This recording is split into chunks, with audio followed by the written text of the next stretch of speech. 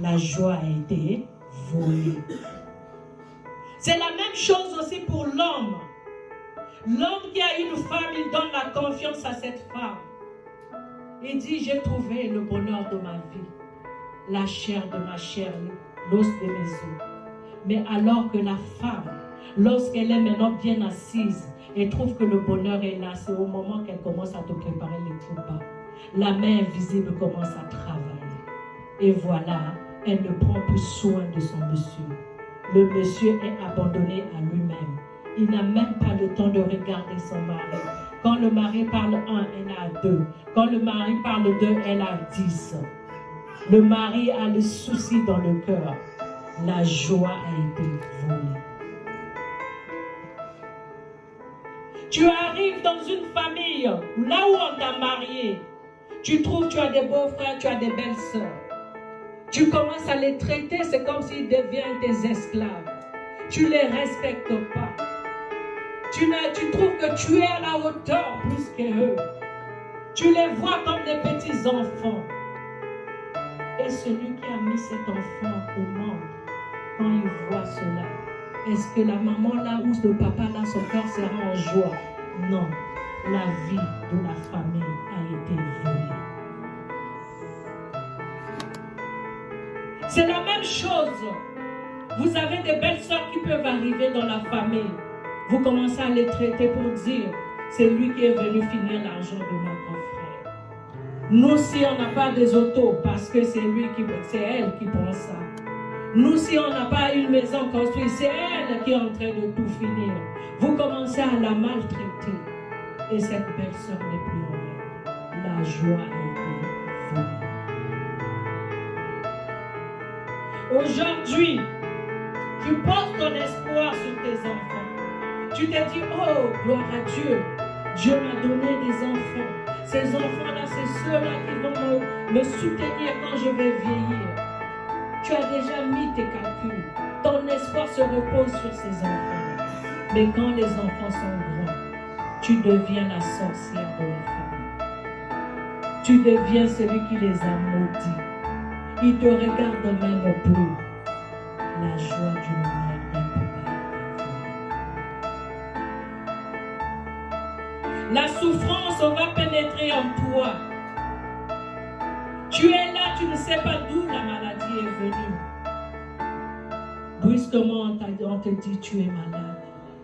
Toi qui avais des rêves énormes, mais tu viens tomber sur des cas aussi horribles. Tu te dis, est-ce que je vais vivre ou je vais mourir? La joie de la vie a été volée. La main invisible est toujours là pour nous bloquer. Maintenant, la main invisible, il a fait des travaux, comme on dit, dans le ténèbre, des travaux dans le noir. Il nous a sortis de la technologie afin de nous faire endormir. La distraction totale. Dans la maison, il n'y a pas l'ambiance. Quand vous êtes dans la maison, c'est comme si les gens ne vivaient pas. Il y a des cimetières qui sont là à la place des hommes qui vivent. Il n'y a pas la joie. Il y a un moment donné, tu te poses la question, est-ce que c'est moi qui vis ou bien je suis en train de rêver? Je n'avais pas ce genre de rêve-là. Parce qu'à quelque part, la main invisible a travaillé et ta joie de famille a été volée. Tu donnes la joie à tes amis.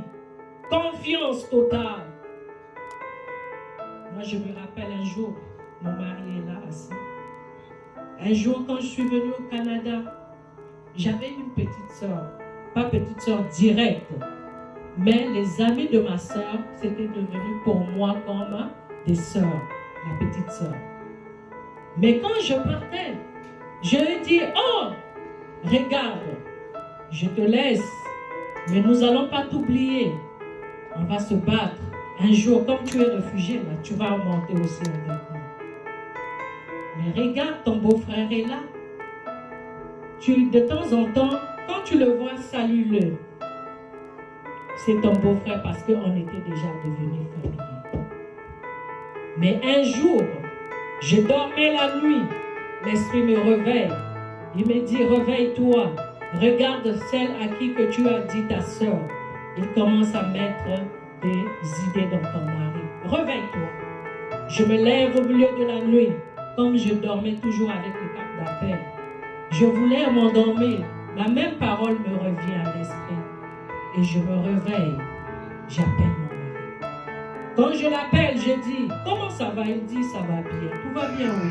Je dis, mais en fait, j'ai rêvé, on me dit que tu es en train de partir au restaurant. Il me dit, oui, c'est ta soeur qui m'a invité. Ta soeur m'a dit qu'on aille manger au restaurant. Parce que comme j'étais pas en moi, et ta soeur m'a croisé, me dit, bon frère, je te trouve, on dirait que tu n'es pas encore, on va au restaurant et on va aller manger. Mais j'ai refusé. Je lui ai dit, je vais te donner l'argent que tu ailles manger. Si tu vas inviter, mais moi je ne peux pas y aller. J'ai dit gloire à Dieu. Pourquoi? Si je n'étais pas connecté avec ce Dieu, la main invisible veut faire quoi? Détourner mon mariage. Amen. Donc, les amis, parfois qu'on fait confiance, tu vas dire à ton ami, oui, prends le numéro de téléphone de mon mari.